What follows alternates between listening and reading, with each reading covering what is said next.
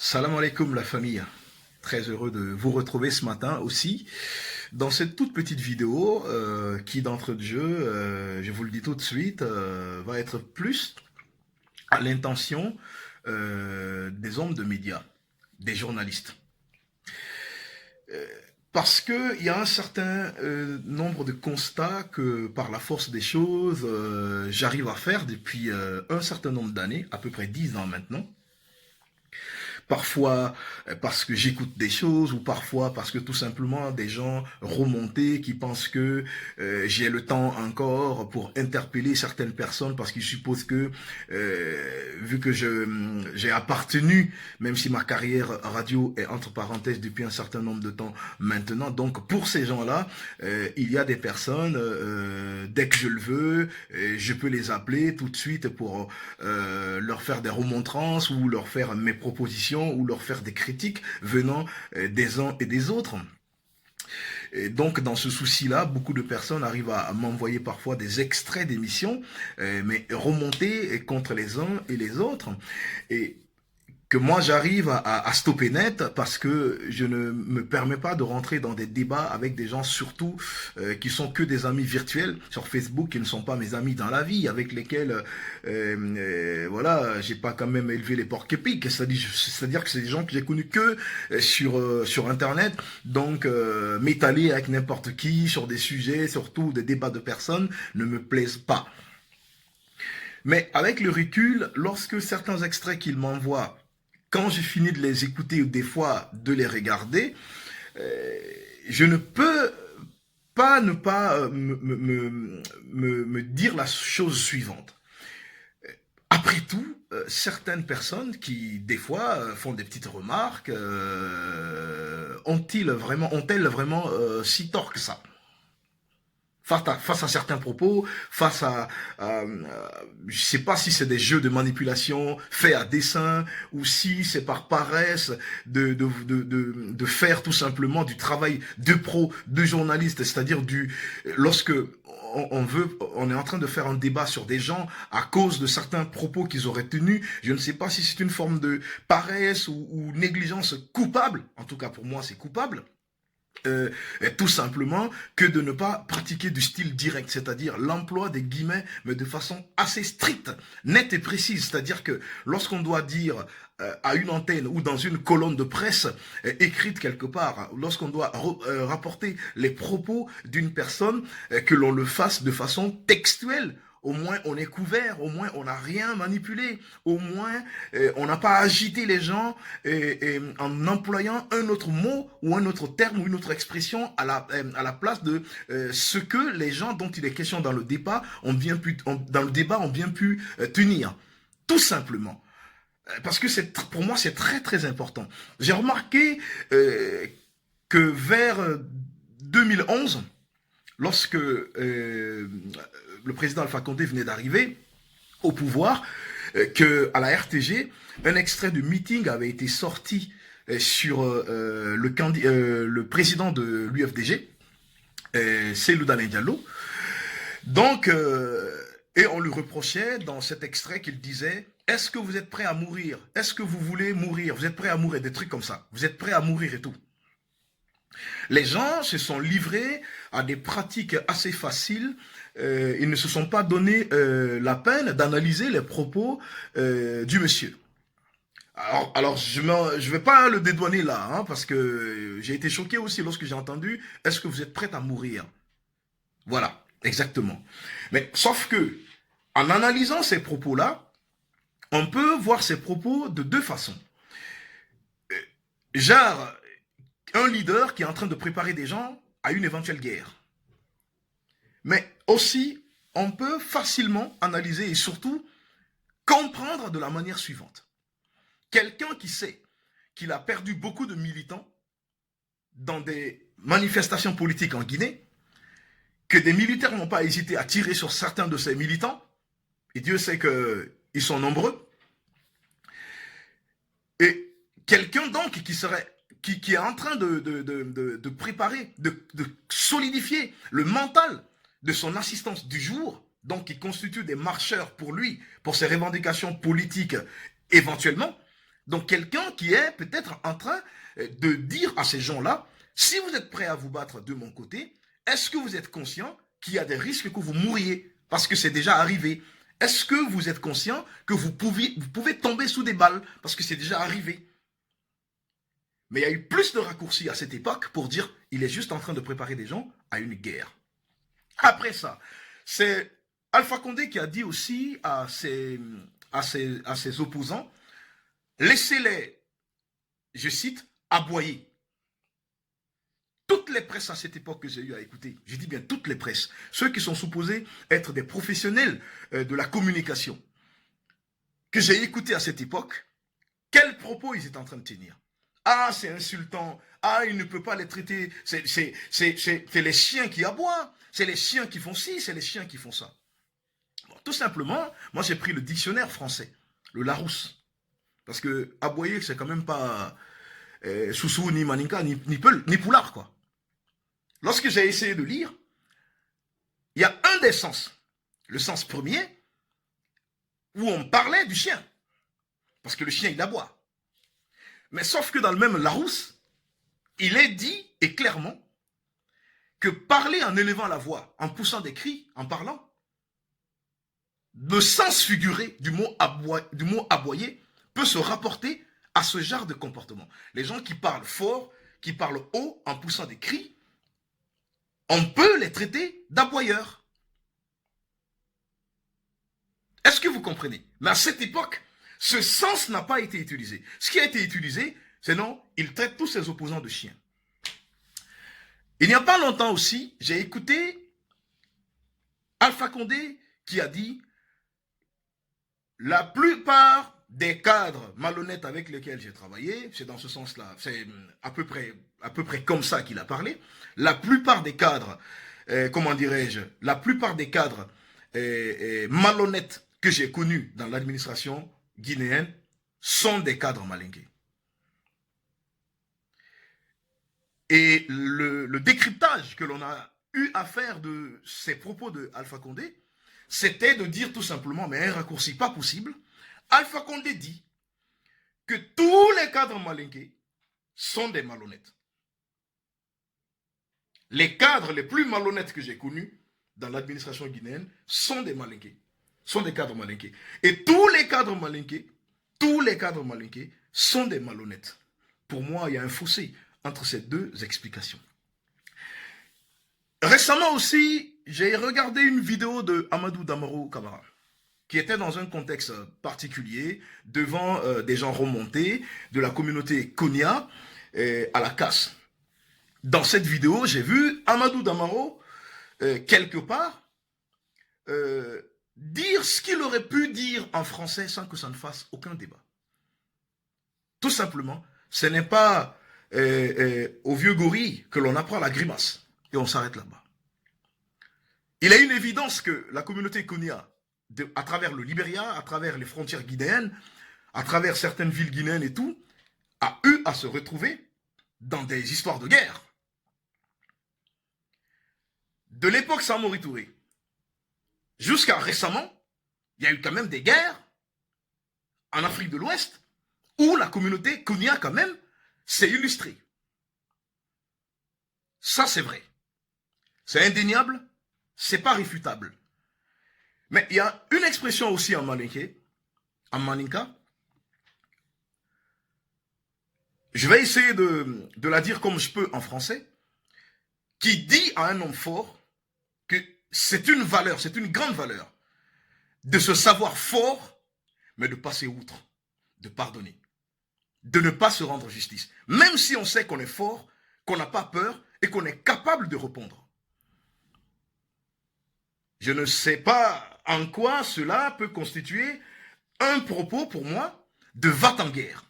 Bref, les propos sont peut-être inopportuns, vu le climat du moment, sont peut-être inopportuns et peut-être pas très habiles, vu le climat délétère depuis un certain temps chez nous.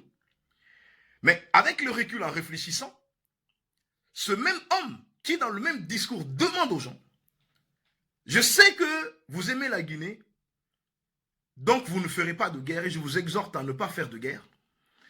Et quand vous prenez quelqu'un, ne le tuez pas, ne le frappez pas, remettez-le à la disposition des forces de l'ordre, de la justice et tout, pour qu'il serve d'exemple. En gros, c'est un truc comme ça qu'il a eu à dire. Je me demande en quoi ces propos de cet homme-là, dans un contexte comme ça, devant des gens remontés, qu'il était obligé quelque part de flatter les égos pour les apaiser, mais tout en leur demandant, mais nous savons que vous êtes des épris de paix et nous savons compter sur votre compréhension, votre amour pour le peuple de Guinée pour ne jamais livrer de guerre en Guinée. Je ne sais pas en quoi, en analysant tout le discours et non un fragment, un passage, en quoi cela peut faire des propos de Amadou Damaro des propos incendiaires. Moi, je ne le comprends pas. Bref, j'ai entendu dans des extraits de vidéos que des amis sur Facebook ont eu à m'envoyer, où j'ai entendu des gens dire que Amadou Damaro dit que le transport des minibus appartient au Konya. En essayant de regarder, moi, la vidéo de Amadou, j'ai entendu ceci. Le transport des minibus en Guinée est dominé, et non appartient, est dominé par les Konias. Est-ce que dire aujourd'hui en Guinée que, on va dire, il y a un certain moment, je ne parle pas de maintenant, parce que maintenant, je ne connais pas l'identité de tous les joueurs du Sili national. Il y a un certain temps. Est-ce que lorsqu'on disait que le Sili national était essentiellement, que l'équipe nationale de football guinéen, l'équipe première, était dominée par l'ethnie Soussou, est-ce que cela était une vérité, une réalité bien établie, que des propos, est-ce que dire cela, était-ce une vérité établie, irréfutable, ou un langage communautariste? En quoi cela était communautariste? En quoi? Mais c'est indéniable que les gens là dominent tout ce qui est transport de minibus en Guinée. Ce qui est contraire à ce que j'ai bien pu entendre dans ces émissions-là, dans ces extraits de vidéos qu'on m'a envoyés, que Amadou Damaro dit que ça appartient à cette communauté. C'est qu'il y a une contre-vérité, une négligence coupable, parce que pour moi, le journaliste, lorsque tu te sais écouter, tu es prudent. Si tu ne peux pas passer l'extrait de la personne sur laquelle tu vas venir débattre, tu prends le soin de pratiquer le style direct. Tu mets ces propos textuellement, virgule près, entre guillemets pour moi. Parce que si nous ne nous donnons pas la peine de faire ce genre de pratique pour la noblesse de ce métier, ce que nous faisons comme émission tous les jours, que les gens écoutent tout le temps, peut être aussi nocif, aussi galvanisateur, mais dans le mauvais sens, que les exactions auxquelles nous sommes en train d'assister aujourd'hui sur le terrain. Il faut que l'on se ressaisisse, qu'on fasse notre travail de façon neutre, que les émotions, nous les laissions aux portes de nos studios, que la raison l'emporte, que nous puissions être tellement déçus de tout ce qui se dessine aujourd'hui comme camp, au point que nous nous rappelions que lorsque nous devons avancer des propos que des gens auraient tenus, que nous nous devons, au minimum, s'il n'y a pas d'espace pour passer les extraits de ces gens, pour les lire, de pratiquer du style direct. Parce que les mots ont leur poids et ils peuvent être aussi destructeurs que les pires des armes. La famille. Je pense qu'il faut qu'on se ressaisisse, que l'on commence, avant de faire des émissions en donnant des leçons à des pères de famille, à des dirigeants politiques, à des opposants politiques, à des leaders d'opinion aujourd'hui qui manifestent sur le terrain, je pense que ces leçons-là, il faut les commencer dans la maison. Je parle de quelle maison? La maison de la presse guinéenne. Il y a beaucoup d'écrits aujourd'hui. La dernière fois, j'étais en train de regarder 2 journaux différents. Quand le Premier ministre a dit, en 2020, ou d'ici 5 ans, il n'y aura plus de pauvres absolus. J'ai vu une autre presse qui a pris soin de mettre les propos de Kassouri, entre guillemets, elle aussi, en disant que Kassouri dit, d'ici 5 ans, il n'y aura plus de pauvres. Sauf que le mot absolu, il y en avait dans une des presses et dans l'autre, il n'y en avait pas. Mais quelle est la presse qui avait raison? Un mot changé dans une syllabe, dans une phrase, ça peut dénaturer toute la phrase. Je pense que ça, c'est quelque chose que je n'apprends à aucun journaliste, parce que les gens le savent en général. Maintenant, je suis en train de me demander, est-ce que les gens font exprès? Est-ce que c'est fait à dessein? Est-ce que c'est ce qui les arrange pour que les émissions continuent à flamber? Ou bien tout simplement, c'est la pression du direct pour éviter à tout prix contre les blancs à l'antenne qu'il faut tout de suite trouver une phrase lorsqu'on a oublié l'autre et la mettre à la place de l'autre qu'on a oublié. Sauf que ça peut tout dénaturer. La famille. Dieu, dans le même extrait, concernant Amadou Damaro Camara, j'ai entendu aussi que Damaro a dit qu'il fallait que la communauté de Konya, de la casse là-bas, crée une milice. Je pèse bien mes mots, c'est ce que j'ai entendu. Une milice. J'ai entendu dans ce même extrait d'émission que Damaro a dit qu'il fallait que les gens de la casse créent une milice. En réécoutant, moi, en écoutant la vidéo de Damaro, j'ai entendu Damaro dire qu'il fallait que ces gens créent une brigade de surveillance. De surveillance. Alors, si on s'aventure un peu dans la définition du mot brigade, on va essayer de faire un petit truc en direct ici. Il est écrit ici, ça c'est une petite page de Larousse français. Brigade. Petit détachement militaire. Oui, c'est vrai, ça c'est écrit dans le Larousse. Petit détachement militaire. Mais vous savez, dans le même Larousse, qu'est-ce qui est écrit aussi? Je vais vous le lire, pour ceux qui ne se sont pas donné la peine de lire toute la définition. Tous les différents sens dans lesquels le mot brigade est employé, dans cette langue-là. Équipe d'ouvriers travaillant ensemble, sous la surveillance d'un chef. Il y a une question que je vais vous poser. Vous n'aviez jamais entendu parler de brigade verte? Brigade verte. Ah donc ceux-là, c'est une milice.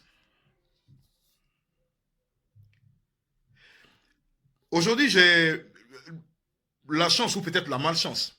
En tout cas, le fait est que je ne vis pas en Guinée, je vis en dehors de la Guinée. Dans un pays qu'on appelle la France. Et en milieu, je dirais pas rural, mais en province. Il m'arrive de vaquer à mes occupations en allant même dans les petits patelins, dans les coins et recoins, mais vraiment dans le pays profond, pas à Paris, entre les barres d'immeubles. En province, dans le milieu rural et tout. Et souvent, il y a un truc qui m'interpelle. Ça attire en tout cas mon attention. C'est quand je passe et que je vois le fameux un panneau sur lequel c'est marqué, avec l'œil, un œil humain dessiné sur le panneau. Le fond est jaunâtre en général. Et vous savez ce qui est écrit sur ce panneau-là? Oui. Voisins vigilants.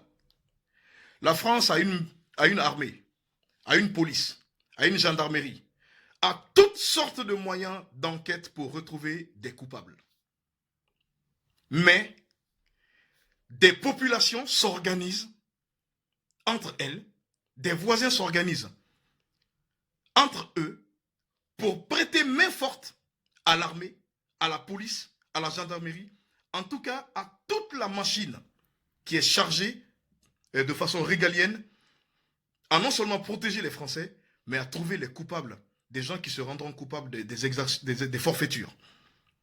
Mais en plus de ça, la population française est fière de se porter volontaire pour être vigilant afin d'aider la police, la gendarmerie, pour que les gens pour que c'est-à-dire, la population se propose d'être un moyen supplémentaire pour la manifestation de la vérité en cas de forfaiture.